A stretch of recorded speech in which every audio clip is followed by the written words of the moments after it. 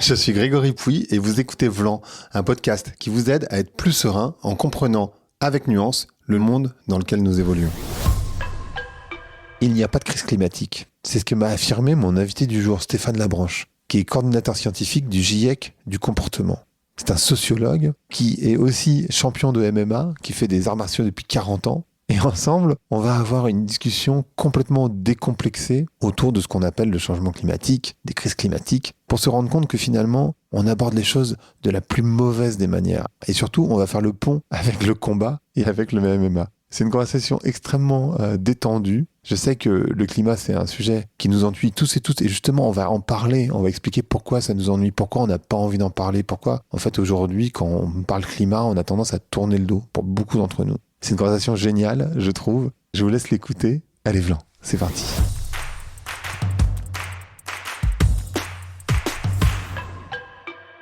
Donc, bonjour à tous, bonjour à toutes, bonjour Stéphane. Bonjour. On parlait de MMA, rien Ouais, alors, on commence directement dans le vif du sujet. Rien à voir avec le sujet qu'on va aborder, mais peut-être que ça a à voir. J'essaye de comprendre comment faire des ponts. Comment tu... Ou plutôt, peut-être que ma première question, c'est pourquoi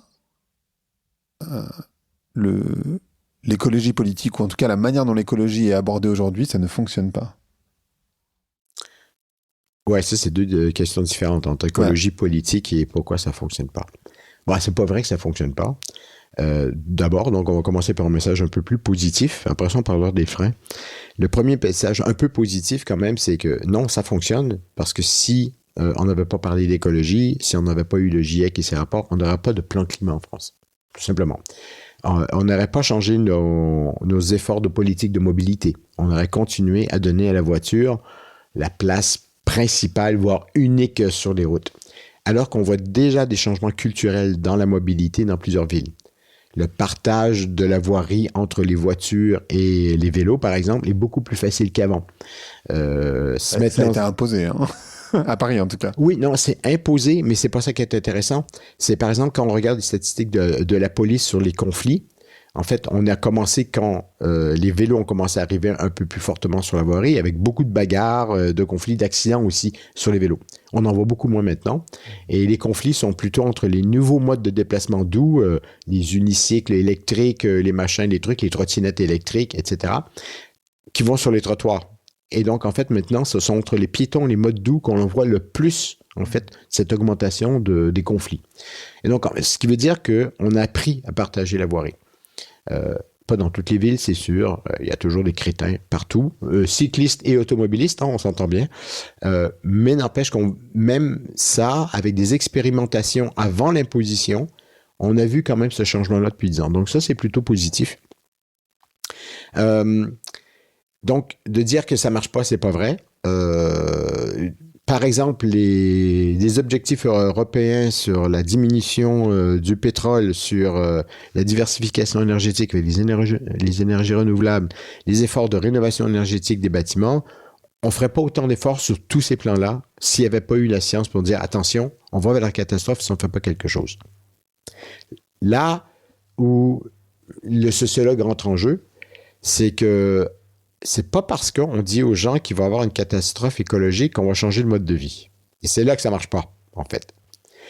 C'est pas parce qu'on dit, c'est l'exemple que je donnais dans notre discussion avant, quand les scientifiques des sciences naturelles du GIEC nous disent qu'il y a 3 ensembles de solutions à la question du climat, c'est simple, et que la deuxième catégorie de solutions, c'est la réduction de la demande, qui implique donc des changements de mode de vie, une réduction de l'alimentation de carnet d'au moins 50%, pas l'abandon de la voiture fossile, mais presque.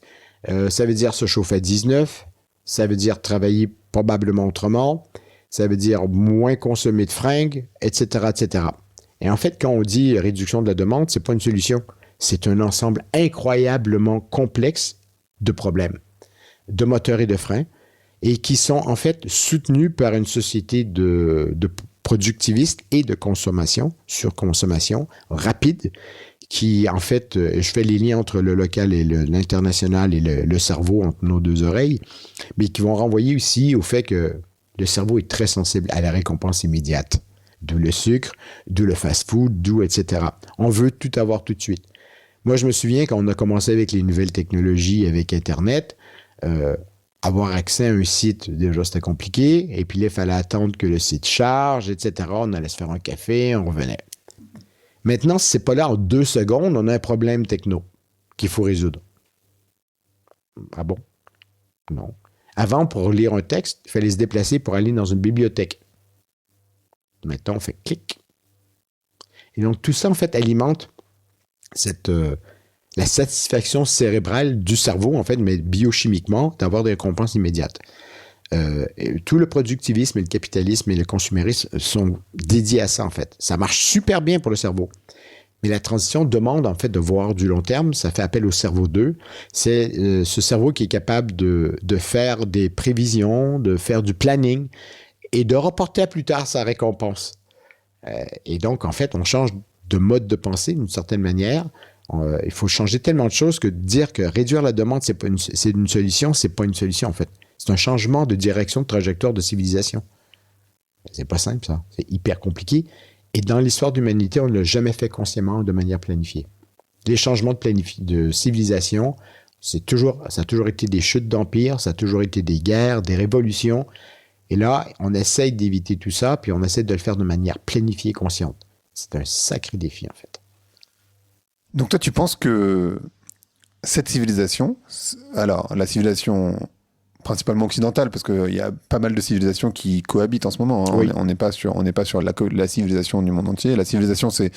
je ne sais pas d'ailleurs comment tu définis une civilisation. Pour moi, c'est un ensemble de valeurs, de modes de pensée, de modes de fonctionnement. Oui. Donc on n'est pas en train de parler de la fin de l'humanité, on est en train de parler de la fin d'une civilisation. Doit s'éteindre, c'est ce que tu dirais? Alors, sur la question des civilisations, ça dépend comment on la définit. Mais en fait, même les Chinois se mettent à l'hyperconsommation alors qu'ils ont la plus vieille civilisation continue de l'humanité. En fait, ça fait 3000 ans. Ils ont leurs propres valeurs culturelles, ils ont leurs mœurs, ils ont leur bouffe, ils ont tout ça, comme nous, on a la nôtre, comme les Africains, etc. Mais ce qui rassemble tout le monde, c'est cette envie de faire partie de la société de consommation. Et donc, mon point de vue là-dessus, il n'est pas tout à fait anthropologique. Il est plutôt, alors que je célèbre la diversité des cultures, il est plutôt d'un point de vue que notre civilisation, si on la définit comme étant une civilisation fossile, carbonée, ben, elle semble plaire à pas mal de gens, en fait. Ben c'est ça, c'est bien le problème. C'est vraiment le problème, en fait.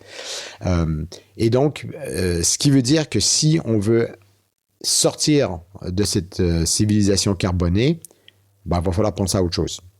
Donc, je pense que si on prend cette définition, effectivement, il faut penser à un autre type de civilisation. Mais ça ne veut pas dire la fin de la qualité de vie non plus. Ça veut dire qu'il va falloir aussi, en partie, redéfinir c'est quoi une bonne qualité de vie. Je donne un exemple. J'ai habité au Japon pendant 2 ans. Et être une bonne personne au Japon, c'est une personne qui contribue à ses réseaux sociaux, pas dans le sens technologique du terme, dans le sens anthropologique du terme. C'est le boulot, le travail, les professionnels. C'est l'oncle de l'étudiant, d'un des enseignants à qui j'ai déjà rendu service, qui me rend service après, pour qu'il y ait un retour du bâton après. Donc, ce sens d'obligation mutuelle, éthique, morale, en fait, ça sert à souder. Il n'y a rien de pire pour un Japonais, en termes de punition, que de se retrouver exclu d'un groupe. C'est l'équivalent d'une excommunication, en fait, pour un catholique. Et donc, en fait, il y a des manières différentes de voir les choses, et pourquoi pas ce type de culture plus poussée, plus développée chez nous, en 2050, avec une culture plus active de la frugalité, mais du partage. J'aime bien cet exemple de l'ADEME qui est sorti il n'y a pas très longtemps, qui disait vous saviez que la perceuse que vous venez d'acheter n'aura que 5 minutes d'usage dans sa durée de vie. Donc, est-ce que ça sert vraiment à quelque chose d'acheter une perceuse pour 5 minutes d'usage alors qu'on pourrait avoir un petit local commun entre une dizaine de ménages de maison avec une perceuse dedans et on se la passe? Bon, mais c'est juste une perceuse, mais on peut faire ça avec le lave-linge, le sèche-linge, on peut faire ça avec des chauffe-eau, on peut faire ça avec des jardins, etc., des voitures. Donc, en fait, il y a quand même des gains qui disent non, je vais quand même être capable d'utiliser mes outils, une voiture quelconque, mais je ne serai pas le seul à le faire. Ça n'enlève rien à ma qualité de vie. Je vais quand même être capable de poser mes cadres sur mon mur, mais d'autres pourront le faire avec le même outil. Je suis hyper d'accord, mais... Allez, go, go, go. Je suis hyper d'accord, mais j'observe, moi, ma manière de voir, de fonctionner. C'est-à-dire que j'ai même écrit un bouquin où j'explique tout ça, ce que tu décris. Donc, je vois très bien ce que tu dis et je suis 1000 fois d'accord. Et d'ailleurs, je ne suis pas certain que la famille nucléaire soit un modèle... en soi, je veux dire, ça fait très peu de temps qu'on fait ça. Donc, famille nucléaire, pour ceux qui nous écoutent, c'est papa, maman, les enfants dans un appartement où t'as effectivement tout, le four, la machine à laver, t'as la voiture, voire les deux voitures, t'as l'écran plasma, je sais pas si ça existe encore, mais ou LSD. 3 écrans dans une famille de 3 personnes. Voilà, plus. Enfin, bref, ce modèle-là, pour moi, il fonctionne pas au niveau social parce que déjà, en fait, on n'a jamais vraiment vécu, à part sur les 50 dernières années, à 2 ou 3 ou 4 dans une famille, on a toujours vécu en tribu avec les papas, avec les grands-parents, les oncles, les tantes, etc. Et en fait, on se rend compte que finalement, ce modèle-là, il fonctionne pas très bien. Et en même temps, moi, je n'aspire que à ce modèle-là. Donc, tu vois. Alors, c'est à mon tour à te dire, je suis 1000 fois d'accord avec toi. Même en tant qu'étudiant, je n'étais pas capable de vivre en coloc. Grave, hein? Mais non, mais voilà, mais moi, c'est pareil. Et donc, moi, quand j'achète une perceuse, je me dis, déjà, c'est ma perceuse. Il y a vraiment ce côté individualiste. En fait, ce qui est bizarre, c'est je pense qu'on a tous bien compris qu'il fallait qu'on partage, mais c'est un peu comme la civilité sur la route. La civilité sur la route, l'incivilité sur la route, c'est toujours les autres. Alors que nous-mêmes, on fait de l'incivilité. Et je me suis rendu compte de ça. J'ai une très bonne amie qui m'a fait réaliser ça à Lisbonne, où je dis, tu vois, ce qui est génial à Lisbonne, c'est que les gens, ils respectent tout à la lettre. Moi, j'ai tendance à dire que les Portugais, c'est les Allemands ou les Suisses du Sud. Et en particulier, si tu traverses sur un passage piéton, les gens s'arrêtent tout de suite. Et donc, voilà. Bon. Et puis, on marche. Et moi, je traverse en beau milieu. Et là, il y a un mec qui du coup, est pas content. Et je fais, ça va. Et en fait, je suis le premier à être dans une incivilité. Alors que moi-même, je lui expliquais que ce que je trouvais génial, c'est que les gens étaient très civilisés. Et tu vois ce que je veux dire? Donc, cette contradiction profonde qu'on a tous et toutes, c'est là où je pense que les gens qui nous écoutent, ils comprennent ce que tu dis. Mais en même temps, quand tu observes ta vie, tu te dis, tu es capable de faire des sacrifices sur les petits trucs, tu vois, trier les déchets, avoir une gourde, les trucs ou faire du vélo, parce qu'en fait, tu le fais un peu pour toi, c'est aussi dans ton individualisme, tu le fais pour ta santé, il y a plein d'autres choses qui rentrent en ligne de compte. Mais quand il s'agit de consommer différemment, alors que toute la société, parce que c'est ce que tu disais au début, t'invite à faire l'inverse, moi, c'est là où je trouve que c'est hyper dur de mettre ça sur le dos des gens, en fait. C'est là qu'il y a plusieurs parallèles que tu peux faire avec un combat. Hein. Parce qu'en fait, la tendance lourde, c'est la consommation. L'individualisation, la propriété privée du marteau. C'est mon marteau, c'est pas le tien. Puis, on doit aller vers un autre modèle. Et donc, en fait, il y a un tiraillement en nous sur ces questions-là, mais il y a un tiraillement social entre nous et les normes évidentes, tout ce qui est implicite, tout ce qui est inconscient, qui nous semble naturel, qui ne l'est pas. On est dans une civilisation, une culture, et donc, en fait, c'est une large partie subjectif, en fait. Donc, c'est pas dans l'ordre des choses de vouloir consommer tout le temps. Absolument pas. Ça fait partie, en fait, de notre construction sociale de la réalité. Donc, cette question-là, en tout cas, je suis d'accord avec toi, c'est hyper compliqué, ça ressemble parfois à un combat, franchement. Se battre contre soi-même, se battre contre les autres, et les autres se battent contre nous. On est d'accord, mais on le fait pas. Ça rejoint, en fait, je trouve que ton explication est une super bonne explication du problème de l'acceptabilité sociale. L'acceptabilité sociale est une notion beaucoup trop utilisée par les élus. Ils veulent l'acceptabilité sociale des gens. En sociologie, on trouve que c'est une notion hyper bâtarde, en fait. Parce qu'on peut très bien accepter, c'est exactement ce que tu viens de dire, on peut très bien accepter qu'il y ait des politiques de restriction sur la voiture, en autant que ce soit la voiture des autres. Mais ça, c'est pas vu comme ça par ceux qui l'utilisent. On est toujours d'accord pour qu'il y ait des énergies renouvelables, mais surtout pas d'éoliennes en face de ma fenêtre, etc., etc. Donc, en fait, il y a plein d'exemples comme ça. Les accidents, c'est toujours les autres, etc. Bon. Donc, je trouve ça normal d'avoir ces débats et d'avoir ces contradictions parce qu'on est en phase de transition. On ne se posait pas ces questions-là de transition, on ne se poserait pas toutes les autres questions et on ne soulèverait pas non plus ces tensions, ce qu'on appelle une dissonance cognitive, hein, entre deux choses. Moi, le gros coup, le gros geste que j'ai décidé de faire, c'est quand j'ai été nominé pour travailler sur le 5e rapport du GIEC, c'était en 2011-2012, là. Soudainement, on m'invitait. Disons que quand je déposais une proposition d'article ou de conférence quelque part dans le monde, c'était oui. Je me suis payé 17 voyages en avion en 1 an. Il y a un moment donné, non. Le coût était double. Le premier coût professionnel, c'est que dans un CV de chercheur, si tu n'as plus de conférences internationales, c'est pas très bien vu. C'est mieux d'avoir des articles publiés, mais les conférences internationales, ça donne des petits points quand même. Mais j'ai commencé à réfléchir de manière un peu plus objective à ça. Et si on se fout des points, à part un peu d'ego, tu n'en retires pas grand-chose des conférences internationales. Pourquoi? Parce que ces articles qui sont présentés vont être publiés plus tard et en fait vont être franchement meilleurs, vont être plus complets, mieux argumentés. Parce que dans une conférence internationale, tu as 15 minutes, max. Donc, en fait, tu n'as pas grand-chose. J'ai presque jamais eu de publication après, sauf pour des articles ici et là, mais c'était pas ça. Le plus gros coup pour moi, c'est que j'adore voyager. J'ai vécu à l'étranger, j'ai vécu au Japon, j'ai vécu en Afrique de l'Ouest, au Ghana. Je vis en France depuis un bout de temps, j'ai vécu dans différents endroits au Canada. Voyager, rencontrer l'autre, l'altérité, rencontrer d'autres cultures, comment ils voient le monde, comment ils bouffent différemment aussi, j'adore bouffer. C'est super important pour moi, personnellement, dans ma construction. Je voyage depuis que j'ai 4 ans avec mes parents. Et là, j'ai arrêté. J'ai arrêté l'avion pour les voyages de ce type, Totalement. Avec une exception, le Japon. J'y retourne tous les 7 ans, environ 8 ans. Mais donc, tu prends plus du tout l'avion? Non, pas pour des conférences internationales, pas pour des enjeux professionnels, pas pour des conférences, pas Tu pour prends du que travail. pour le plaisir? Oui, et rarement. Beaucoup plus rarement qu'avant. Et le plaisir, c'est voir ma famille au Canada. Je suis un expatrié. Bien sûr. Et donc, en fait, oui. Ah, c'est marrant parce que moi, j'ai tendance à faire l'inverse. Moi, je le prends quasiment pas du tout pour le plaisir. Je le prends que pour le travail. Ah ouais. Parce qu'en fait, je me dis...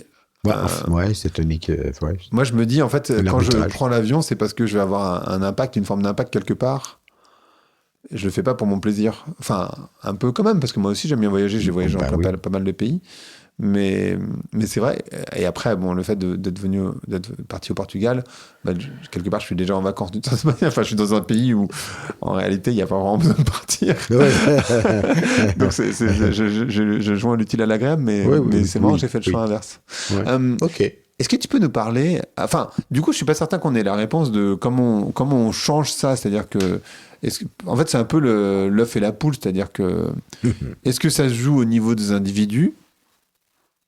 Moi, je pense que l'impact individuel, il est vrai et il est totalement faux à la fois. C'est-à-dire que si tu prends pas l'avion, en vrai, l'avion va partir. Oui, voilà. oui, ça c'est... Cet argument-là, on l'a entendu 1000 fois. Mais en même temps, c'est-à-dire que quand tu dis, moi, je prends pas l'avion, tes amis autour de toi, les cercles qui sont plus ou moins gros autour de toi, vont dire, tiens, c'est marrant, ou il part en vacances en vélo, potentiellement, ça va donner envie aux autres de faire la même chose. Donc en ça, il y a un impact individuel qui est faible, mais qui existe. Et en tout cas, voilà, un battement d'aile de papillon. Et en même temps, je me dis, mais dans une société d'hyperconsommation dans laquelle on nous oblige, enfin, je dis nous oblige, mais parce qu'on est hyper... nous structure, on nous encadre. Ouais, on nous encadre à consommer, Ouais. toujours plus. Comment on peut se libérer? Et de l'œuf et de la poule, est-ce que c'est le rôle des pouvoirs publics, mais qui sont à la main des entreprises, en fait, ou de l'argent? Parce qu'en fait, il y a aussi ce système d'argent dans notre société. Ouais, sauf que depuis 15 ans, je répondrai à ça qu'il y a aussi des lobbies et de l'argent dans la transition. Oui, Le jeu concurrentiel entre les deux n'est pas celui qu'il était il y a 20 ans. C'est pas faux. Donc, de l'œuf et de la poule, par quoi on commence, en fait? Ouais. Alors, ça dépend de ton point de vue. J'ai beaucoup aimé lire l'autobiographie de Gandhi, parce que pour lui, avant de dire aux autres quoi faire et de changer, il faut le faire soi-même avant. Donc, j'ai tendance à partir de ça, plus tous mes projets de recherche en sociologie m'ont amené à comprendre qu'il y a une telle diversité d'envie, de contradictions et parfois de souffrance sur les questions ou de stress et d'angoisse sur les questions de transition que je ne peux plus beaucoup juger, en fait, tout ça. Ce qui est clair pour moi, c'est que le premier pas à faire, c'est avec soi-même. Ça, c'est clair. Pour une raison, parce que quand on dit quelque chose, mieux vaut le faire avant. Mais la deuxième raison est plus importante encore. Juste un exemple, vous décidez de devenir végétarien, c'est un processus. Il faut apprendre à cuisiner autrement, il faut apprendre à acheter des nouveaux produits. Qu'est-ce que je fais? Qu'est-ce que je mélange le riz avec les fèves, avec le machin pour avoir la protéine? Et ce processus-là, c'est un processus d'apprentissage qu'on peut transmettre à quelqu'un d'autre et en fait raccourcir son temps à lui ou à elle d'apprentissage, réduire la charge cognitive. En fait, on lui permet d'aller un peu plus vite que ce que nous, on a fait parce qu'on l'a fait tout seul dans son coin. Et donc ça, tu vois, cet effet-là peut l'avoir aussi. Ensuite, il y a des éléments culturels à grande échelle.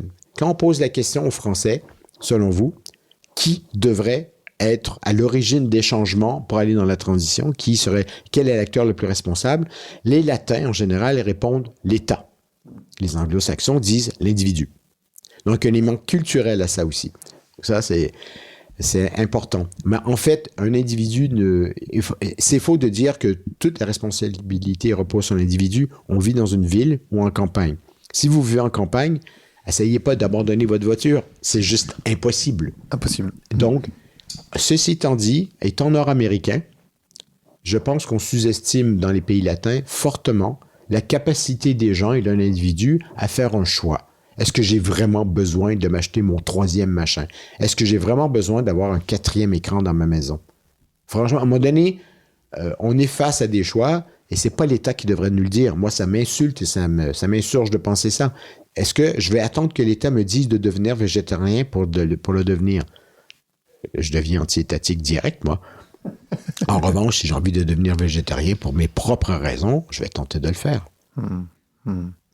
Donc, est-ce que ça se joue en termes de... Enfin, parce que toi, tout ton sujet, c'est le comportement, d'accord? Oui. Un des trucs que tu m'as dit, que j'ai trouvé intéressant, c'est que tu m'as dit, en fait, on ne vit pas une crise climatique, on vit une crise des comportements. Oui. Et ça, je trouve que c'est un point de vue hyper intéressant parce que généralement, on n'entend pas ça. On dit pas, il y a personne qui dit, il n'y a pas de crise climatique, tu vois. Ouais. Mais je suis assez... je vais te dire pourquoi, en fait. Ça fait depuis... En fait, quand j'ai commencé à travailler sur la question de climat en tant que sociologue, je pouvais échanger avec une équipe de climato, par exemple. Chimistes de l'atmosphère, climatologue, océanologue, glaciologue. Et il me disait, mais qu'est-ce qu'il fout là, lui? La sociologie, c'est les gens. Et je dis, bon, vous êtes en train de me dire que vous ne comprenez pas pourquoi je suis là, et il y a 5 minutes, vous nous dites que la crise climatique est provoquée par l'activité humaine et que les impacts vont nous retomber dessus et qu'on va en souffrir, nous, humains. Donc, je ne comprends pas pourquoi vous ne comprenez pas pourquoi je suis là. Tu vois? Donc, ça a été le début de mes recherches sur la sociologie du climat. J'étais le premier en France à le faire, et même à mettre ces deux mots-là ensemble, sociologie du climat. Et là, plus récemment, j'étais à une conférence à Marseille avec beaucoup d'élus, etc. Et là, je venais de faire 3-4 conférences et tout le monde parle de transition écologique. Et c'est toujours un peu le même message qui revient et ça m'a saoulé. Je sais pas pourquoi, là, j'étais peut-être fatigué, mais ça m'a saoulé. Donc, j'ai commencé la conférence en disant, je ne veux pas parler de transition écologique parce que c'est pas une transition écologique. C'est une transition humaine et de civilisation qu'il faut faire. Et donc, en fait, ça a été la thématique transversale du cours Sator que j'ai fait pendant les 2 derniers jours. Là. En fait, ça a été ça. C'est de revenir toujours à cette idée que les comportements sont inscrits dans une civilisation, qu'on a une marge de manœuvre là-dedans, qu'il y a des freins et des moteurs au changement. D'ailleurs, il y a des moteurs de non-changement, parce que ne pas changer, c'est très actif. Hein. C'est soumis à des forces très actives, très puissantes. Et il ne faut pas résoudre la crise écologique. C'est pas comme ça qu'on va résoudre la crise. C'est mal formulé. La problématique, c'est comment on change nos comportements, nos systèmes, nos organisations, le fonctionnement des entreprises et des collectivités territoriales et des États. Et c'est ça qui va faire qu'on va résoudre la crise écologique. C'est pas l'inverse. Mais d'ailleurs, c'est intéressant ce que tu dis parce que moi, ça m'insupporte quand les gens se focus sur le carbone? Est-ce que font beaucoup les discours politiques, les discours d'entreprise, et il faut réduire le carbone? Pas que ce soit un mauvais problème, hein, je veux dire, il faut le faire. Mais si on le faisait, on n'aurait pas résolu le problème non plus, quoi. Parce qu'effectivement, il y a plein d'autres problèmes qui sont liés à nos comportements et qui sont beaucoup plus complexes que juste de réduire le carbone. Et la problématique le truc que je me demande, c'est comment on fait pour changer de civilisation, pour accélérer ce changement de civilisationnel. Parce que ça me semble... bon, déjà, ça se joue pas vraiment au niveau individuel, j'imagine. Enfin, je sais pas comment ça marche, en fait. Dans l'histoire, ce qu'on comprend, il n'y a pas de règles très fortes dans les sciences sociales. Principes universaux, il n'y en a pas beaucoup. Hein. Non, parce que ce que tu disais, c'est que ça n'a jamais été un choix organisé. Non, jamais. Et donc là, c'est un premier défi, ce qui veut dire qu'il faut imaginer d'autres manières de faire. Dans le passé, on le faisait avec des révolutions, de la violence, des guerres, etc. Donc, pas une bonne idée. On va essayer de passer à autre chose et d'être un peu plus intelligent. Et en fait, il y a des signaux de ça, de ces efforts à changer. Quand on fait une politique publique de transition, même si elle est sectorielle, et d'adaptation au changement climatique, on voit là des formes planifiées, pas toujours efficaces. Hein. OK, ça, c'est pas le problème. Pour moi, le problème, c'est qu'au moins, on tente de faire des changements planifiés d'organisation d'un territoire, d'organisation de la mobilité d'une population, d'une collectivité, et qu'il y a aussi des individus qui participent et qui vont pousser ça dans la bonne direction, et d'autres qui vont freiner. Et d'autres qui s'en foutent, en fait. Ils ont autre chose à faire. Il y a tout ça. Tu voulais des catégories, je viens de t'en donner 3, ça marche plutôt bien. Avec ceux qui s'en foutent ne s'en foutent pas tout le temps tout en même temps. En général, ceux qui s'en foutent vont dire « Ah non, je veux pas devenir végétarien. En revanche, je veux bien faire des efforts sur la mobilité. » Puis un jour, ils vont peut-être se faire des efforts aussi sur l'alimentation carnée. Donc, il y a un mélange de ça. Les gens font une erreur fondamentale, je pense, les médias aussi, sur un point important, c'est de penser qu'un accord international comme l'accord de Paris est la source, l'origine du changement de civilisation à venir. Non. Parce qu'en fait, un accord international, s'il n'est pas mis en œuvre au niveau national, ça vaut rien. Et même quand c'est pas mis en œuvre, il n'y a pas souvent de grosses sanctions.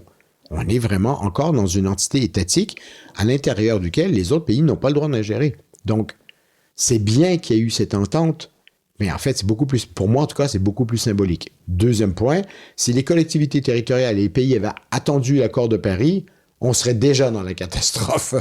Et donc, en fait, dans l'histoire en général, on dit toujours que c'est toujours une minorité de la population qui va mener un changement, qui aime le changement, qui n'en a pas peur, ou qui a des intérêts investis dans un changement aussi, c'est tout un mélange de tout ça, et qui fait qu'à un moment donné, ça va être porteur de changement. Et là, je trouve qu'on voit plusieurs choses. Il y a des entreprises qui freinent, qui rétrogradent, et il y en a d'autres qui veulent changer et qui changent. Pareil comme les collectivités territoriales, il y a même des études à grande échelle européennes qui sont capables de relever certains des critères qui identifient pourquoi c'est toujours les mêmes villes qui reviennent, qui sont innovantes, qui sont en avance sur les trucs, et pourquoi les autres le font pas. Donc, autrement dit, il commence à avoir une compréhension, de la part des sciences des comportements, en tout cas, sur ces questions-là. Ça soulève aussi, au niveau individuel, pour moi, la question des émotions. En fait, en général, le changement fait flipper. Okay. Ça nous angoisse, ça nous stresse. Les sciences des émotions, la psychologie, etc., disent que le rôle des émotions, il est fort, plus fort que la donnée scientifique, mais qu'en revanche, moi, la question que je leur pose, c'est face à l'angoisse, l'éco-anxiété, on peut avoir deux réactions différentes et opposées. La première, c'est le déni total et le climato-scepticisme, et l'autre, c'est l'éco-radicalité. Ma question à ces sciences-là, c'est qu'est-ce qui fait que certaines personnes penchent vers un ou vont vers l'autre? Et moi, j'ai jamais rien lu de très fort là-dessus. Il y a des réflexions, il y a des pistes de recherche, il n'y a pas de conclusion.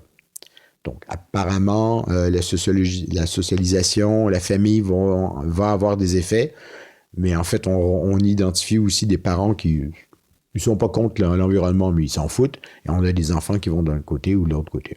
Voilà. Donc on ne sait pas répondre à cette question. Vraiment. Non. Un signal faible qui est en train d'émerger qui dit que quelqu'un qui est de nature plus anxieuse va être naturellement plus éco-anxieuse aussi. OK? Donc on voit qu'il y a quelque chose d'un transfert. Mais pourquoi prendre action d'un côté et dans le déni de l'autre? Et dans les deux cas, en fait, c'est juste une stratégie du cerveau pour gérer l'angoisse. Le déni veut dire, il n'y a pas de problème, donc je ne suis pas angoissé. Et dans l'autre qui dit, je participe à la solution et ça réduit l'angoisse. Je comprends. Qu'est-ce que tu as appris le MMA sur ce combat qu'on est en train de mener justement? En fait, on imagine souvent les arts martiaux puis les MMA comme une bande de bourrins qui se tapent dessus. Et en fait, le MMA est d'une très grande complexité parce qu'en fait, tu as le combat debout avec les poings, les pieds, les coudes, les genoux. Tu peux avoir de la lutte pour amener au sol. Et ensuite, une fois que tu es au sol, ben, tu peux avoir des étranglements, tu peux avoir des coups, etc. Et donc, tu es dans un mode, en fait, où physiquement, quand tu es au sol et en lutte, tu es plus en muscle, puissance musculaire. Quand tu es debout en pied-point, tu es en rapidité et en légèreté. Papa. Et de temps en temps, tu en envoies un. Et en fait, tu es dans des stratégies très différentes sur les 3 niveaux. Et tu rencontres quelqu'un qui a toutes ces capacités-là aussi. Tu as des forces et il a des faiblesses. Donc, comment tu vas exploiter ces faiblesses pour éventuellement faire un point, faire une soumission, etc., ou assommer, et comment lui fait pareil. Et donc, en fait, ça monte en complexité. C'est pour ça que quand tu regardes des combats de MMA, souvent, les premières minutes, c'est de l'observation. Où est-ce qu'il est vraiment meilleur que moi, le salaud? Ah, merde! Ah, ses coups de poing, ils sont plus rapides que les miens, je vais tenter une lutte. Ah, je l'ai amené au sol. Ah, mais ça, tu peux pas savoir avant de le faire. Donc, tu es vraiment dans le moment présent. Mais c'est pas juste le moment présent, ça, c'est les arts martiaux. C'est que pour devenir à minima efficace dans les arts martiaux, il faut avoir une vision à long terme. Et il faut s'y préparer petit à petit. Donc, tu as à la fois pour le cerveau des récompenses immédiates quand tu es capable de faire un truc, une nouvelle technique, elle est passée, tu es content, tu es satisfait. Mais le long terme, c'est pas suffisant là pour les pratiquants d'arts martiaux. C'est bien, mais à un moment donné, tu replaces la même technique et le mec, en fait, il s'en sort et c'est toi qui te fais soumettre. Qu'est-ce que j'ai fait de pas correct? Et en fait, ça devient une exploration de soi. Quand ça fait 40 ans que tu fais des arts martiaux comme moi, je suis encore créatif, en fait, dans ma façon d'aborder les choses, d'entraîner les autres. Je suis encore créatif. Parfois, je vais sortir une technique que j'ai jamais apprise et ça marche super bien. Oh ben, allez, hop, on la tente. Mais c'est pas ça le plus intéressant. Le plus intéressant, c'est le travail sur moi-même en termes émotionnels. Si je vais bien, si je suis pas bien, si je suis en grande forme joyeuse ou en tristesse, en angoisse ou en colère. Des fois, manger un coup de poing, fait rien. Aucune réaction émotionnelle. Puis des fois, ça me fait écraser un peu. Donc, il faut que je travaille sur ce sentiment que je me fais écraser pour reprendre le contrôle. Et des fois, ça me rend plus agressif. Puis il faut que non, attends. Wow, c'est juste un coup de poing, c'est pas grave, reviens, blablabla. Donc, il y a un gros travail sur soi psychologique et émotionnel. Et il y a un gros travail de compréhension des stratégies à mettre en œuvre. Ça a l'air bourrin, c'est très subtil et très complexe. Et donc, cette capacité à saisir la complexité, avoir des objectifs qui sont à la fois à court terme et à long terme, c'est ça qui est le plus intéressant. Et il y a des mecs, ça paraît pas, mais il y a des mecs qui ont une vision assez spirituelle aussi des arts martiaux, même du MMA. Comme Bruce Lee disait d'ailleurs, quand je donne des coups de poing, etc., c'est pas contre les autres que je les donne, même visuellement, c'est contre moi-même, c'est contre mes peurs, c'est contre tout ce qui m'empêche d'être libre. Pas libre de faire ce que je veux par rapport aux autres, non. Être libre de mes propres poids, mes angoisses, mes cauchemars d'enfance, je ne sais pas trop quoi. Et en fait, ça marche aussi, mais il faut avoir cette démarche-là. On peut faire des arts martiaux de manière complètement à part et ne pas aborder la question psychologique, mais si on le fait, c'est ça qui est la chose la plus enrichissante. Et comment je fais le pont, du coup, avec les changements de comportement qui sont nécessaires? La discipline. Essayez de changer. D'ailleurs, je vous lance un défi pour le plaisir, OK? 2. Le premier, apparemment hyper simple. Vous allez ce soir et tous les jours de la semaine, vous brossez les dents avec la main gauche. C'est super intéressant parce qu'on voit à quel point la coordination fine est compliquée avec l'autre main. Si vous êtes gaucher, vous faites avec la droite. Mais c'est pas ça le vrai défi. Je vais vous demander, le vrai défi, c'est de le faire pendant un mois sans oublier une seule fois. Je peux vous garantir que ça n'arrivera pas. Deuxième chose qu'il faut faire à ce moment-là, c'est que quand vous allez oublier ça, comment vous allez réagir? Culpabilité ou oh, putain, la branche, il avait raison, c'est plus compliqué que je pensais, il me fait chier, mais ça fait quand même rigoler. Est-ce que vous allez abandonner à ce moment-là ou est-ce que vous allez continuer? L'apprentissage de n'importe quel sport, on se fout que ce soit du MMA, c'est une série d'échecs sur laquelle il y a un retour d'expérience et sur lequel, en fait, on essaye de faire autrement. C'est pareil, le changement, il n'y a aucune différence. La chose beaucoup plus compliquée, parce que ça renvoie à des normes culturelles, ça renvoie à... Je vais vous faire rêver un peu là. Alors, il fait froid aujourd'hui, et donc, même à cette fin d'avril, pensez à un bon barbecue dans un mois, il va faire 28, 27 degrés, la bière est fraîche, et vous mettez de la viande sur le barbecue. L'odeur de viande sur le barbecue, très difficile à résister, on est d'accord. Et je vais vous demander de faire un barbecue végétarien. Ça, c'est compliqué. Et ce qui est compliqué là-dedans, c'est pas que c'est un refus du climat de faire un barbecue à la viande ou que je le fais pour le climat si je fais un barbecue végétarien. Ce qui est compliqué, c'est l'odeur. Ce qui est compliqué, c'est le goût. Il n'y a rien de plus satisfaisant que, à l'âge adulte, de retrouver la recette de grand-maman qu'elle venait nous donner dans notre lit quand on se réveillait pour le petit-déj. Les gâteaux n'ont jamais été aussi meilleurs que ça. Non, c'est des gâteaux normaux, mais c'est pas grave, c'est pas ça qui est important, c'est toute la charge émotionnelle qu'on y donne. Cette signification symbolique est absolument subjective qui fait que les petits-déj de la grand-mère, ça bat tous les petits-déj de la planète. Et bien là, c'est pareil pour la viande, en fait. Ça renvoie à du subjectif. Et donc, un vrai défi, c'est quand on devient végétarien, c'est ça, dans un premier temps, et deux, c'est d'apprendre à cuisiner végétarien pour que ça soit bon. On s'en fout du climat. Si ce n'est pas bon, il n'y a personne qui va devenir végétarien. Ouais. Et justement, tu disais tout à l'heure, peut-être qu'il faut qu'on redéfinisse ce que c'est l'abondance. Et on a une discussion off tout à l'heure sur Bruno Latour, mais il y a ce point où il dit, finalement... d'ailleurs, je suis même pas sûr que ce soit Bruno Latour. Enfin bref, où on se dit, finalement, est-ce que c'est pas aujourd'hui qu'on est dans... Parce qu'on parle beaucoup d'écologie punitive par rapport à tout ce que tu disais tout à l'heure, et en particulier au point 2, on se disait, en fait, il faut changer la demande. Il faut changer la demande, ouais. Et peut-être que finalement, c'est aujourd'hui qu'on est puni, puisque finalement, on a beaucoup d'écrans, on a beaucoup de machines à laver, plein de trucs, mais on n'a pas d'air pur, on n'a pas d'eau pure, on a du plastique dans les placentas, on a, enfin, je veux dire, et demain, peut-être qu'on peut avoir un peu moins d'écran, un peu moins de... qu'on va devoir partager sa perceuse, pour reprendre ton exemple, ou peut-être qu'on va devoir partager une machine à laver, mais finalement, on l'utilise pas tous les jours, à moins d'avoir 3 enfants. Et qu'on aura plus d'air pur, plus de temps, plus d'eau pure, moins de plastique. Et finalement, on se dit, attends, c'est quoi l'abondance? L'abondance de quoi précisément?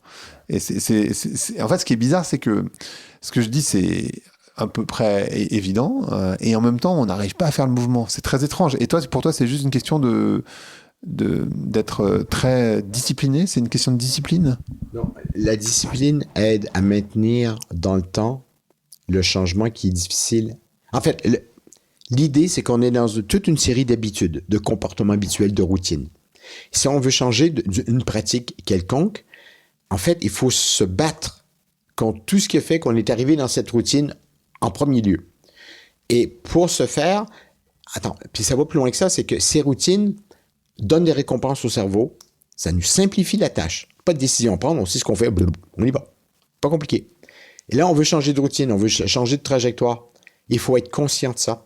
Il faut sans cesse s'évaluer, se regarder, se donner les nouveaux objectifs. Franchement, à moins d'aimer ça, il y a une partie de la population qui aime ça, environ 20%, c'est une minorité, c'est saoulant grave, il faut le dire. C'est difficile. Ça fait chier. Oui, et c'est difficile à faire. Et donc, c'est là que la discipline aide à dire, OK, non, j'ai pas envie, mais je vais le faire. Et donc, parfois, on n'a pas envie d'aller dans un cours d'arts martiaux. On n'a pas envie de prendre des coups. On se sent on a plus envie d'un câlin. On est fatigué. Il y a des fois, il ne faut pas avoir de la discipline. Il faut l'écouter parce qu'on se met en danger d'une blessure. Mais parfois, c'est juste de la flemme. Et si c'est de la flemme, là, c'est là que la discipline en compte. J'y vais et quand je sors, je suis tellement content d'y avoir été. Et puis, je suis fier de moi. Ben oui. Moi, je sais que pour le Absolument. sport... Souvent, comme par exemple, si j'ai fait une mauvaise nuit ou peu importe, je suis fatigué, j'ai pas envie, et ben je le fais quand même. Et je me dis, peu importe, même si c'est pour 10 minutes, ce qui peut sembler, ça sert à rien, on est d'accord, mais en même temps, c'est le fait d'y être. C'est-à-dire qu'en fait, j'ai pas abandonné. C'est-à-dire le fait d'avoir fait le geste, même si bon, à la fin, j'ai pas fait grand-chose, et ben, en fait, je maintiens ma discipline et pour moi, c'est important. Oui. Tu vois ce que je veux dire? Alors ça, c'est ce qu'on appelle une motivation intrinsèque. C'est-à-dire que ta satisfaction de faire quelque chose provient d'une récompense qui provient de toi-même. Motivation extrinsèque, c'est tu y es allé et quelqu'un t'aurait donné un symbole de réussite, une petite tape dans le dos, quelque chose comme ça. Et ça, c'est plus important, motivation extrinsèque. Il n'y a pas de jugement de valeur à avoir sur eux, c'est des fonctionnements. Je suspecte les écolos de fonctionner sur deux modes, en fait, psychologiques. Le premier mode, ce sont des gens qui, en fait, n'ont pas peur du changement, ils trouvent ça excitant, ils trouvent ça fun de s'évaluer, de faire des trucs, etc. Et l'écologie leur donne une super bonne manière de le faire. Tu disais tout à l'heure sur les gaz à effet de serre, les émissions, le carbone. En fait, pour moi, c'est vrai qu'on fait souvent une erreur de dire c'est l'objectif. Non, c'est pas un objectif, c'est un indicateur de ce qui s'est passé derrière. Et quand on le voit de cette manière-là, ça veut dire qu'on se concentre plus sur ce qu'on a fait que sur l'objectif. Beaucoup plus intéressant comme retour sur expérience. Donc ça, c'est un premier schéma pour moi de beaucoup d'écolos. Je parle pas d'écologie verte, de partis politiques. Je parle de gens qui pratiquent des formes de transition. Donc ils peuvent être militants ou pas, ça c'est pas grave. Donc il y a ce plaisir presque ludique d'un défi qu'on se lance à soi-même. La deuxième forme de fonctionnement psychologique pour moi, c'est cette motivation intrinsèque.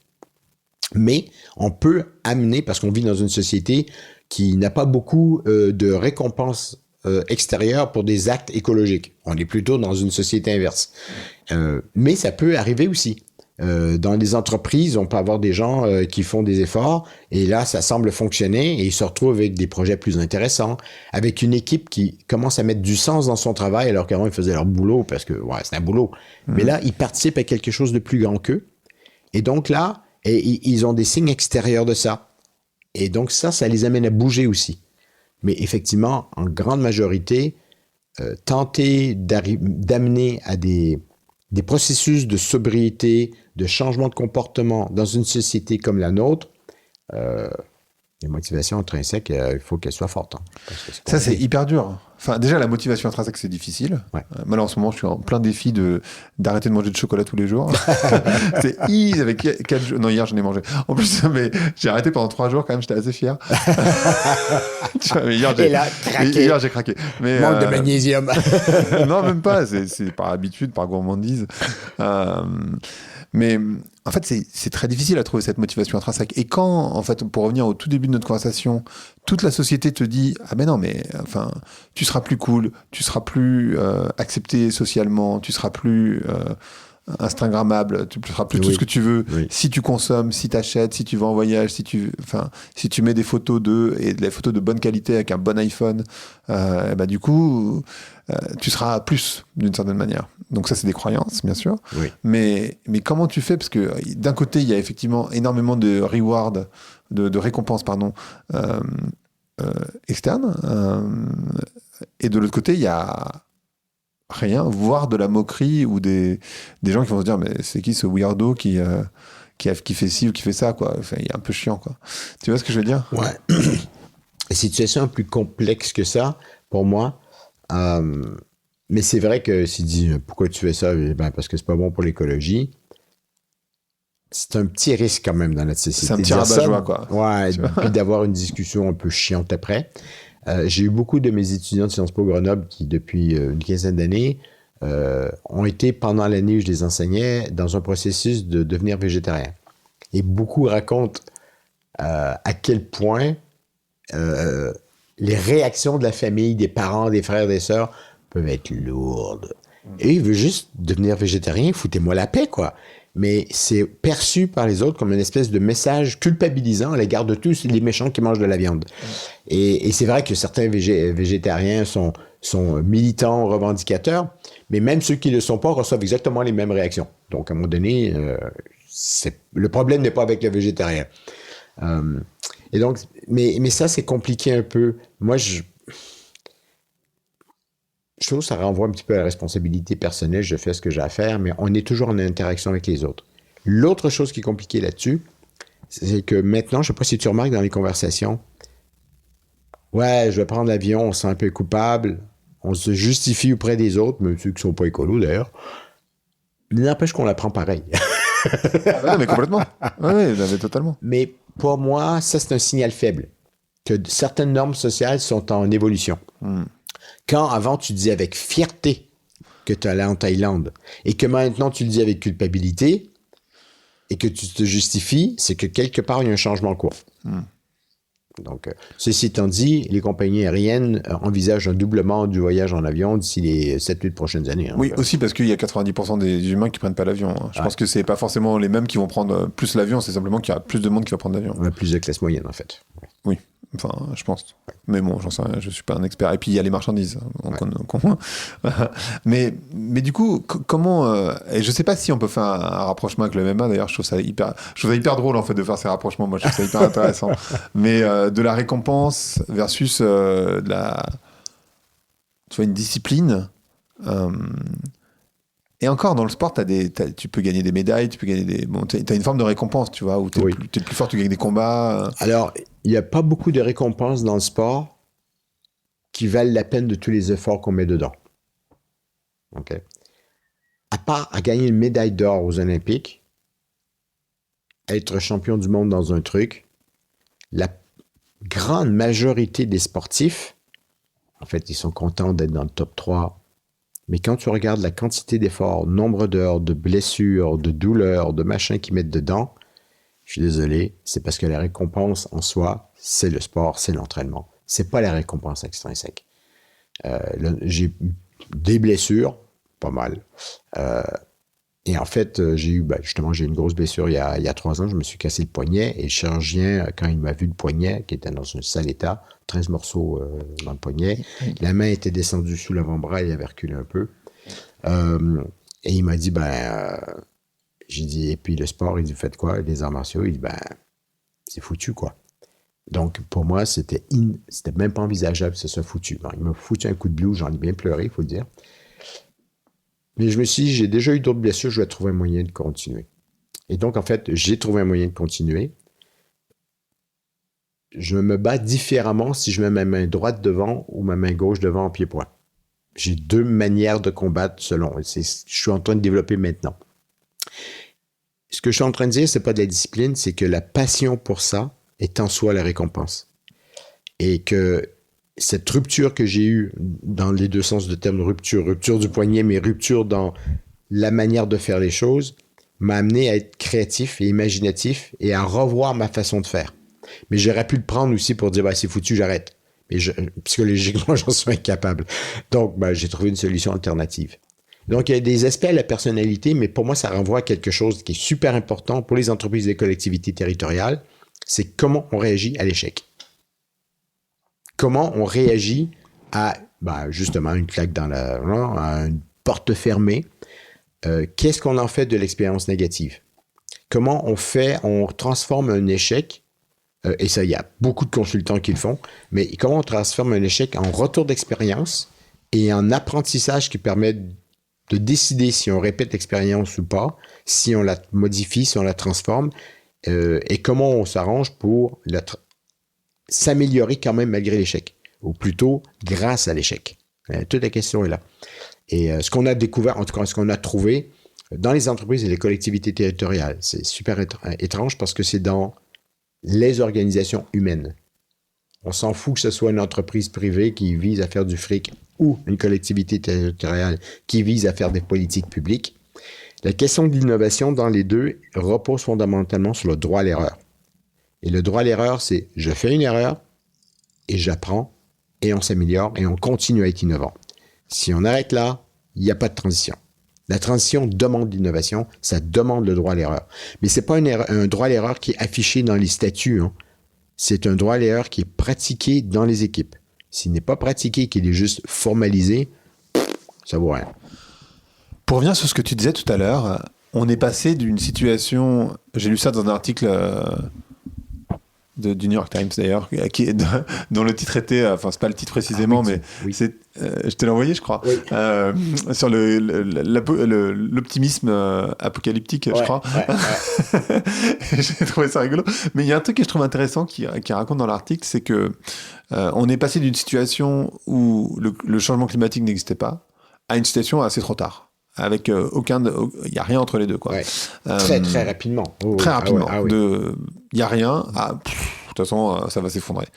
Ce qui est assez bizarre et ce qui explique sans doute peut-être aussi pourquoi les gens ils en ont un peu ras la caisse de l'écologie. Enfin moi c'est ce que j'observe. À part les gens qui sont hyper passionnés par le sujet, les autres en fait ça les fait chier. Ou qui sont obligés de. Voilà. Mais les autres ça les fait chier. Et là je voulais en venir, c'est que d'abord, comment on fait ? Parce qu'en fait, tout le monde se pose la question de comment on fait, et alors c'est quoi la solution ? Et ce que tu dis toi, c'est que comme on n'a aucun recul, puisqu'on n'a jamais dans l'histoire eu de changement civilisationnel par choix, ça a toujours été contraint. Est-ce que, toi, dans ta manière dont tu l'envisages, on va être contraint à nouveau par les conditions climatiques, par une révolution XY, je ne sais pas trop laquelle, mais enfin, ou comment on peut, ou les personnes qui nous écoutent, comment elles peuvent participer à cette transformation culturelle, parce que c'est vraiment de ça qu'il s'agit.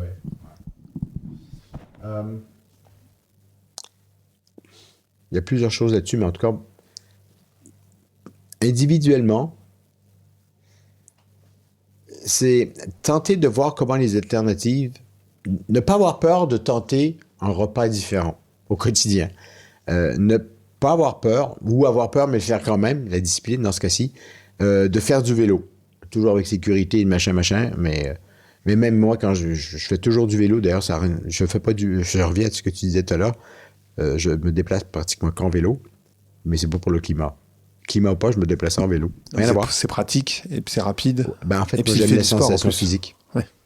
Donc c'est pas un vélo électrique, j'imagine. Non, mais non, mon objectif c'est de dépasser les vélos électriques pour le plaisir, quoi. Et puis merde. Mais c'est d'essayer de faire ça, mais de le faire sans trop de risques au départ. Ça sert à rien de faire un repas qu'on n'a jamais fait de sa vie, hyper complexe, de la haute cuisine française végétarienne, ou alors c'est parce qu'on a déjà beaucoup cuisiné puis qu'on a envie de se lancer dans un projet. Donc, commencer par des choses simples comme ça pour se prouver à soi-même que, bon, finalement, c'est pas si mal que ça. Je vais dire, en partie, moi, je fais énormément, avec 40 projets de recherche où j'identifie les freins et les moteurs au changement puis au non-changement. Pour quelqu'un, c'est une règle maintenant, tous les chercheurs, quelle que soit leur discipline d'ailleurs, qui travaillent sur le climat ou la biodiversité, sont obligés, pour plusieurs raisons, de faire de la préconisation après. Soit parce qu'ils sont financés par, en France, l'ADEME, soit parce qu'en fait, ils rendent un rapport qui devrait être utile aux collectivités territoriales, etc., etc., etc.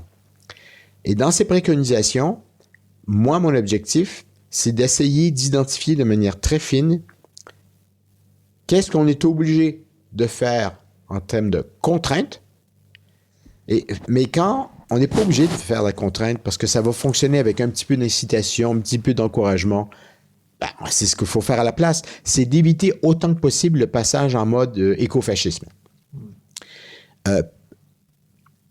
Mais des fois, tu es obligé. Tu es obligé de faire de la contrainte parce que là, les obstacles sont tellement énormissimes où il y a tellement je m'en fous, de toute façon, je ne ferai rien. Tu t'en fous à ce point-là, puis il n'y a pas moyen de te convaincre de faire autrement. Il n'y a aucun argument, il n'y a aucune récompense symbolique ou intrinsèque ou extrinsèque qui fonctionne. Bon, fais-le. L'exemple en cours, c'est sur la rénovation énergétique des bâtiments où les propriétaires bailleurs, avec des bâtiments très pourris énergétiquement, en fait, sont sommés de faire la rénovation énergétique de leur bâtiment. S'ils ne le font pas, les locataires ne sont pas obligés de payer leur loyer. Il commence à avoir des stratégies comme ça qui émergent. En termes de mobilité, on sait quoi faire. Au départ, on était assez punitif. Je reviens à ton idée d'écologie punitive. En fait, l'idée, c'était de mettre de la pression négative sur la voiture. En fait, il y a eu c'était contre-productif et deux, socialement très inacceptable par beaucoup. En revanche, tu réduis le nombre de parkings, les gens ne sont pas contents. Les restaurateurs ne sont pas contents, les commerces ne sont pas contents. Mais si tu réduis 2 places de parking devant un restaurant en tant que ville et que tu donnes des permis pour faire des terrasses avec des tables dehors, avec plus personne qui râle, puis ça va plus loin que ça, c'est que ça améliore la qualité de vie du quartier, ça l'active, des gens viennent, les autres commerces sont contents, et en fait, tu as fait exactement la même chose sur la voiture, mais tu as eu des co-bénéfices. Et ça, ces co-bénéfices, la grande erreur des scientifiques et de beaucoup d'associations environnementales pensent que simplement dire que c'est bon pour l'environnement va suffire pour qu'on change de trajectoire individuelle et collective et civilisationnelle. Non, pas du tout. Parlez d'éco-bénéfices et vous parlez de changement climatique plus tard, à la rigueur. Il faut parler de changement climatique pour améliorer les niveaux de compréhension, modifier la représentation sociale, éventuellement, dans plusieurs années, convaincre certaines personnes que c'est important. Mais en fait, si vous faites des co-bénéfices immédiats qui vont dans ce sens-là de toute façon, là, ça va mieux marcher. En fait, ce que tu dis, c'est ce que tu disais au tout début. En fait, comme le cerveau, il fonctionne avec de la récompense immédiate, il faut trouver une récompense immédiate. Il faudra mieux former l'autre cerveau aussi. Parce qu'on a deux, en fait, c'est une image, on n'a qu'un seul cerveau dans la tête, mais il y a un cerveau qui est là avec des récompenses immédiates, qui est là pour le moment présent, pour j'ai envie de chocolat, je le mange, etc. Mais l'autre cerveau est capable de planification. On a tous fait de la planification de vie, des intentions de vie. J'ai un grand là qui va avoir 19 ans, depuis que 12 ans qu'il sait qu'il va être ingénieur, il a fait des choix qu'on a prouvés, qu'on a aidés, mais qui va l'amener à devenir ingénieur plus tard. Donc, en fait, il est capable d'imaginer sa vie dans 10 ans, jusqu'à un certain point où ce qu'il a envie de faire. Les politiques publiques le font aussi dans les stratégies de transition. On a des objectifs jusqu'à 2050. Un des problèmes avec 2050, c'est extrêmement difficile de visualiser 2050. Voilà. Mais déjà 2030, 2030, c'est presque demain. Donc, une des erreurs qu'on fait, c'est d'avoir des objectifs qui sont trop éloignés pour la capacité à se le représenter, à se l'imaginer. Mais en revanche, si on fait ça sur 2030, 2035, 2035, c'est dans 10 ans. Oh là, 10 ans, je peux avoir une idée de ce que ça veut dire dans ma vie, quoi. Je vais probablement être dans le même boulot, je vais probablement, etc., etc. Et donc, comment initier des changements sur 5 ans, 10 ans, 20 ans? Le cerveau est capable de le faire, mais en fait, on n'est pas dans une civilisation qui récompense ça fortement. Mais c'est quoi les éco-bénéfices, par exemple, de plus prendre l'avion? Ou l'éco-bénéfice de... manger moins de viande. Il y en a, manger moins de viande, c'est ta santé. Donc bon. Déjà, d'abord. Mais tu sais, c'est quoi la deuxième raison, en fait, comme co-bénéfice qui n'est pas assez mentionné? Les grandes enquêtes montrent que la deuxième raison pour laquelle les gens mangent moins de viande, c'est l'éthique animale. Oui, bien sûr. Ce que je trouve extraordinaire, parce que là, c'est pas une raison personnelle, c'est même pas une raison humaine. C'est l'intérêt des animaux d'autres espèces que la nôtre et de leur bien-être. En deuxième position. Enfin, on dit ça parce on est dans une surplus de consommation aussi. Hein. C'est-à-dire que si on n'avait rien à bouffer, je pense que malheureusement... Oui, mais il y a ça, c'est un phénomène universel, sauf dans un pays. L'augmentation de la classe moyenne d'un pays amène toujours, en fait, à l'augmentation de la consommation de viande, sauf en Inde. Parce qu'il y a des interdits religieux. Bien sûr. Et que les deux grandes religions, qui sont l'hindouisme qui ne mange pas de bœuf et les musulmans qui ne mangent pas de porc, donc il y a pas mal de poulets, par définition. Et surtout, en fait, il y a énormément de restaurants végétariens en Inde. Tu ne poses pas la question, le menu est végétarien. Rien d'autre, il n'y a pas de viande dedans. Donc, même si tu ne comprends pas ce que tu lis, c'est pas grave si tu es végétarien. Et de toute façon, ils jouent avec les épices, c'est bon à manger. Et l'éco-bénéfice de ne pas prendre l'avion, tu dirais? Moi, c'est l'exploration de son propre pays.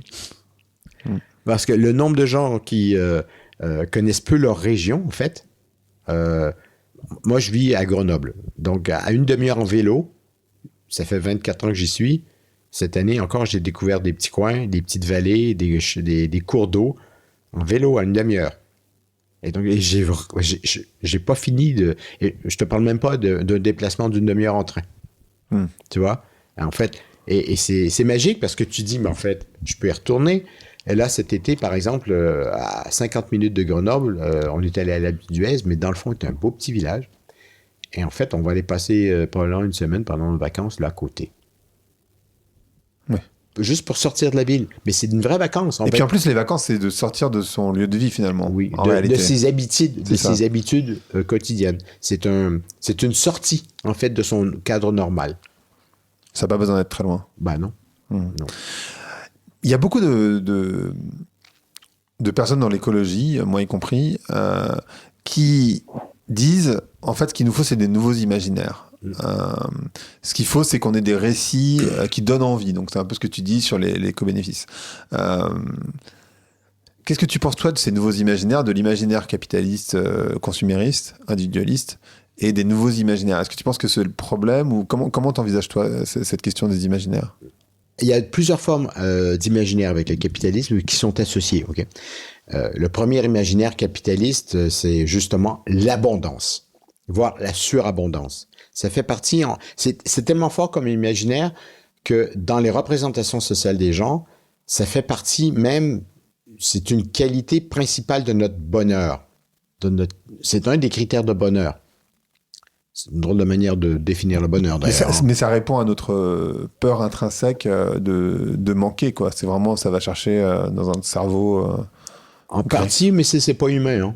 Il y a des cultures qui tombent moins dans le piège. Donc, il y a un élément culturel assez fort pour moi là-dessus.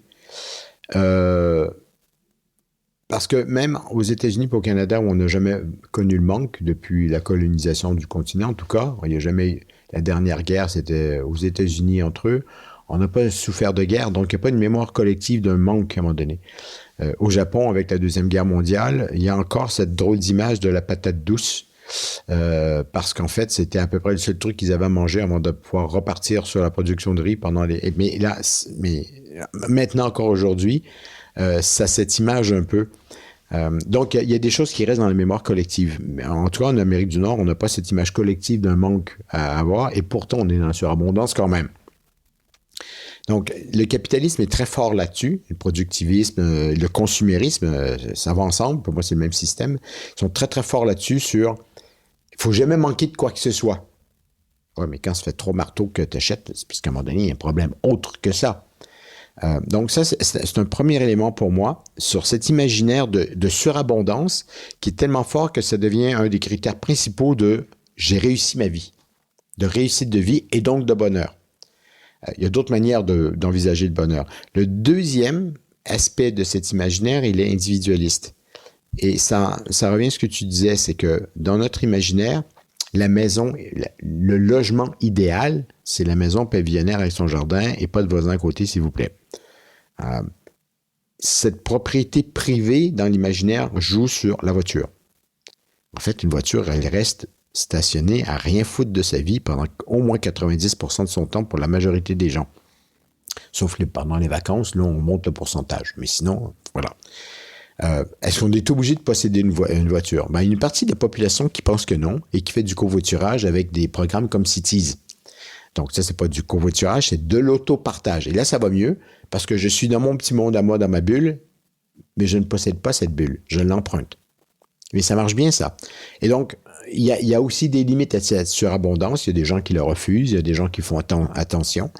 Mais il y a quand même ça, cette surabondance qui est pour moi bizarrement liée à c'est à moi et pas aux autres. Donc, on ne partage pas. Donc, le côté individualiste est très fortement intégré au système capitaliste pour moi. Et à ça arrive un jour le changement climatique sur la scène publique. Et l'imaginaire qui est offert, c'est la fin du monde, la dystopie, Mad Max, tout ça. Et donc, d'un côté, un imaginaire qui nous promet le paradis de consommation sur Terre, et de l'autre, la fin du monde, la misère, les conflits, les migrants qui arrivent, les barbelés autour de l'Europe et les mitraillettes. C'est pas compliqué de savoir vers quoi on a envie d'aller, hein. Même Gandhi préférerait aller dans la première option plutôt que la deuxième. Je suis désolé. Alors, ce qui est important avec les fresques des imaginaires, de tout ça qui sont en train d'émerger, et des travaux en sciences sociales et en sciences des comportements, j'ai participé à quelques travaux là-dessus, c'est de dire, est-ce qu'on ne peut pas imaginer, donc imaginaire, en 2050, des formes d'organisation de la vie quotidienne qui, en fait, sont normaux, on va travailler, on bouffe, on ça, mais on aura réussi la transition. On n'est plus dans une société de surabondance, mais c'est pas la cata non plus, c'est pas la dystopie, c'est pas Mad Max, c'est pas un écofascisme. Oui, il y a plus de règles qu'avant, mais il y a d'autres manières de faire les choses aussi. Et donc, dans cet imaginaire, moi, ce qui est important pour moi, un imaginaire est toujours idéalisé, hein? Toujours. Donc, et c'est vrai dans le cauchemar aussi. C'est le cauchemar total ou le paradis total de la surabondance. En tout cas, moi, sociologiquement, quand j'essaye de travailler sur ces imaginaires en 2050 pour dire à quoi va ressembler une France qui aura réussi la neutralité carbone en 2050, j'essaie de rester le plus réaliste possible sociologiquement. Donc, qu'est-ce que ça fait ça enlève l'idéal, mais ça veut dire aussi que les gens, par exemple, le 20% grosso modo qui essayent de faire la transition aujourd'hui, qui se sentent malheureux dans notre société de surabondance, de consommation, anxieux, etc., ben, c'est les gens qui seront heureux en 2050. Et ceux qui sont heureux maintenant seront simplement pas heureux en 2050, ils seront moins. Et c'est pas grave. Il n'y a jamais eu une société dans la vie où tout le monde était heureux. Et puis, je peux même aller plus loin que ça. C'est qu'on vit dans une société depuis environ 120 ans, dans la société la plus sécuritaire, hormis les 2 guerres mondiales en Europe. Mais n'empêche que quand on regarde notre vie quotidienne, on n'a jamais eu autant de sécurité alimentaire, un toit sur la tête. Franchement, comparé à n'importe quelle autre période de l'humanité, à part les élites, les gens n'avaient pas notre qualité de vie non plus. Non, il va falloir expliquer ça à tous les gens qui votent extrême droite, mais... Qu'est-ce que tu as pensé, j'imagine que tu l'as lu, mais peut-être que non, de Ecotopia? Ah si, alors je l'ai lu quand j'étais beaucoup plus jeune. Parce que Ecotopia, c'est exactement ça, c'est un bouquin pour ceux qui ne suivent pas, pardon. C'est un bouquin des années 70, incroyable, d'une... Qui a tout prévu. Utopie, hyper belle, qui explique exactement ce que tu dis. En fait, les mecs, c'est très utopique, mais utopique dans le sens peut-être un peu trop, mais en même temps, beaucoup de liberté, et en même temps, ils vivent bien, quoi. Oui. Et ce bouquin, il a beaucoup marché pendant bon, c'est un bouquin des années 70, mais il a repris du poil de la bête pendant le Covid. Oui. Et c'est à ce moment-là que je l'ai lu, d'ailleurs. Et c'est exactement ce que tu décris, non, d'une certaine manière. Oui. Je l'avais lu quand j'étais très jeune et je l'ai relu à peu près à cette période-là. Mais je me suis dit, mais en fait, ça, c'est un exemple d'une histoire, d'une société qui a réussi une transition, pas juste écologique, hein. Tu remarques, chaque chapitre renvoie le rôle des genres, sexuel, oui, mais sur l'alimentation, la production, la manière d'organiser la décision, la manière de s'organiser à grande échelle, tout y est. Et de manière positive comme une alternative possible. Franchement, cet exercice, quand je l'ai relu, je dis, mais naise, mais le mec est 40 ans d'avance sur son temps. Donc, je recommande ça fortement parce que c'est vrai que certains points peuvent parfois choquer ou déranger, mais c'est entièrement vivable. Ouais. Franchement, c'est pas désagréable du tout, même comme idée. Non, c'est même hyper... T'as envie d'y vivre dans Ecotopia. Ouais, carrément. En fait. Et donc, ce qui est intéressant avec Ecotopia, c'est quelqu'un qui vit à l'extérieur dans un État, des États-Unis normaux et qui va, en fait, en tant que journaliste, fait un travail de journaliste, d'anthropologue pour au moins démonter un peu ce projet et finalement, il s'y convertit, quoi. Oui, c'est ça, exactement. Ça fait penser à... Je sais pas si tu sais cette histoire, et en même temps c'est une histoire, donc je sais même pas si elle est vraie pour être sincère, mais on est par des Européens, ils voulaient absolument s'enfuir, retourner, alors que dans l'autre sens, et si on leur coupait pas le scalp, en fait les Occidentaux, enfin Européens, qui étaient capturés par les Indiens, qui arrivaient à se faire une vie à l'intérieur de ces communautés, en fait ils voulaient plus en partir. Ça fait penser un peu à ça, l'Ecotopia, mais ça, et c'est bizarre parce que ce bouquin a pas été repris en film, enfin pas que je sache en tout cas. Pas une mauvaise idée. Bah non, ce serait peut-être une très très bonne idée. Plutôt que de vouloir convaincre à tout le monde de il faut arrêter de faire ci, il faut arrêter de faire ça, ce qui est très, très chiant, ou de regarde, la catastrophe arrive, ça va être horrible, enfin, et de se dire juste on peut vivre différemment et c'est cool en fait. Ouais. Ces nouveaux imaginaires, c'est récent, hein. Les imaginaires positifs d'une transition réussie, c'est très récent. C'est allé à partir de 2000. L'ADEME avait fait un essai en 2014, mais c'était tellement idéalisé et beaucoup trop stéréotypé et tellement... ça manquait vraiment de compréhension sociologique. Tu les vois bien, genre gros sabots. Non, mais là, tout le monde est content d'être là, il n'y a pas eu de problème, etc. Alors, il y a beaucoup de scénarios maintenant qui émergent, qui montrent ça. Il y a eu 4 scénarios de l'ADEME qui sont sortis il y a environ 2 ans, qui sont intéressants. Mais non, même pas. Allez, tous les scénarios que j'ai vus d'une réussite, c'est un super exercice. Ils laissent tous de côté une question fondamentale. Comment on va y arriver politiquement? Est-ce qu'il faut tomber en mode éco-fasciste? Légèrement autoritaire? La démocratie va-t-elle nous y amener d'elle-même? Est-ce qu'il faut s'attendre à une révolution des mœurs et de la culture et des valeurs des individus et des collectivités et de tout ça? Ça ne le dit pas. Ça reste vraiment sous silence parce que c'est tellement touchy qu'en fait, mieux vaut pas en parler. Mais à un moment donné, il va falloir le faire. Et toi, ton gut feeling là-dessus, c'est quoi? Mon gut feeling, si je vois la tendance depuis 15 ans dans la plupart des pays, on s'en va vers un système écologiquement plus autoritaire, avec plus d'imposition. Mais heureusement qu'il y a aussi des tendances plus bottom-up, plus démocratiques aussi, plus de mouvements sociaux et d'envie de changer pour des raisons qui ne sont pas toujours pour l'écologie, mais qui vont dans le même sens. Plus ces tendances vont être fortes, moins on aura besoin de avoir recours à la réglementation. Ben en fait, à partir du moment où ce que tu vends, ce que tu disais, pas au tout début, mais à un moment donné dans la conversation, c'est à partir du moment où tu vends du mieux-être et du bien-être, parce que les gens font quand même très mal en ce moment, enfin très mal, ils sont en sécurité, ça je te l'accorde, mais par contre en termes de émotionnellement ils vont quand même pas très bien. Ouais. Et puis il y a une paupérisation de la population quand même, en tout cas dans les pays européens. Oh, puis ça ne va pas s'améliorer avec le changement climatique et la biodiversité. On va augmenter les inégalités. C'est ça. Donc si tu vends du mieux-être, tu n'as même pas vraiment besoin de parler de climat en fait, d'une certaine manière, tu peux juste parler de mieux-être. Enfin, moi, j'ai un de mes slogans, c'est si vous voulez sauver le climat, n'en parlez-en pas. Il faut pas en parler. Parler d'autres choses, parler de tous les autres co-bénéfices. Il faut en parler pour la sensibilisation, la compréhension et tout, mais c'est pas par le climat qu'on va changer les choses, c'est pas par la biodiversité qu'on va changer les choses, quoique. C'est parce que le problème avec la biodiversité, c'est que si on prend des espèces emblématiques qui peuvent faire susciter des émotions positives, on peut effectivement créer un peu de mouvement. Mais si on commence à vraiment parler de biodiversité, c'est-à-dire systémique, holistique, etc., le fait que les champignons sont nécessaires aux arbres et aux machins puis aux trucs, là, la complexité de la chose est tellement grande qu'on perd les gens. Donc, il y a un... Alors que le changement climatique, c'est plutôt simple à expliquer. Hein. Les gaz à effet de serre qui montent, ça fait une couverture, on a plus chaud et puis les espèces terrestres n'ont pas été développées pour avoir 4 degrés de plus. Donc, voilà. OK, après ça, on peut parler des impacts. Mais expliquer pourquoi... un système de biodiversité qui soit aquatique, dans le désert, la forêt, le machin, le truc, que les arbres ont besoin d'autres plantes et que ça commence à être compliqué vraiment. Donc on peut réduire, mais justement un exemple que j'aime bien, c'est en termes d'émotions suscitées, il y a des émotions fondamentales à peu près toutes les cultures. Il y a des débats, il y en a 4, 5 ou 6, mais il y en a une qui revient tout le temps, c'est le dégoût. Et donc, si vous voulez faire une campagne de levée de fonds ou pour sauver la biodiversité et que vous prenez un panda tout mimi, ça suscite le côté parental, on a envie de le prendre, de le caresser, même si apparemment ça pue puis c'est plutôt rêche, mais bon, c'est pas grave, c'est mimi. Mais si vous prenez un ver de terre, ça ne marchera pas avec la campagne.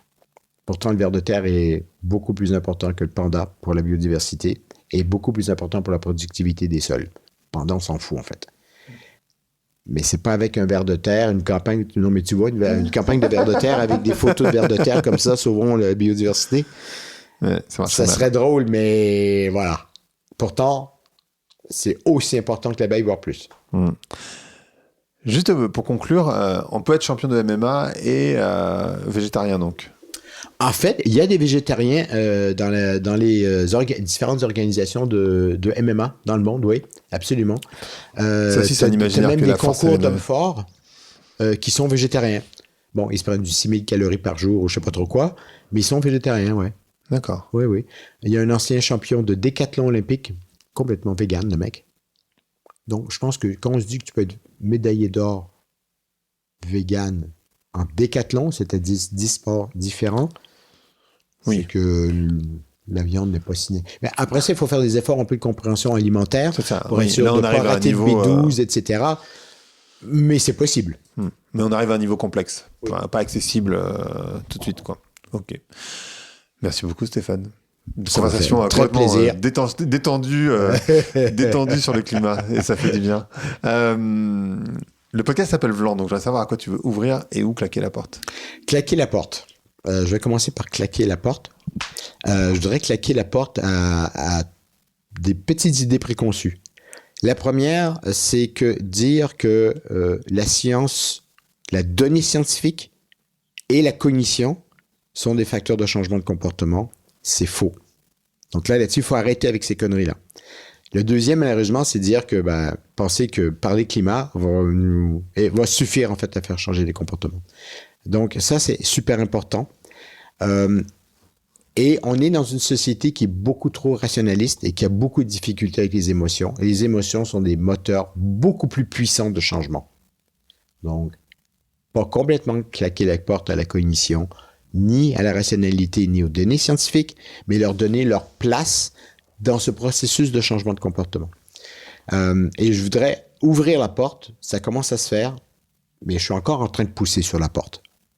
Il y a 10 ans, quand je bossais sur ces questions-là de changement de comportement en matière de climat, juste mettre le pied dans la porte, c'était déjà un effort.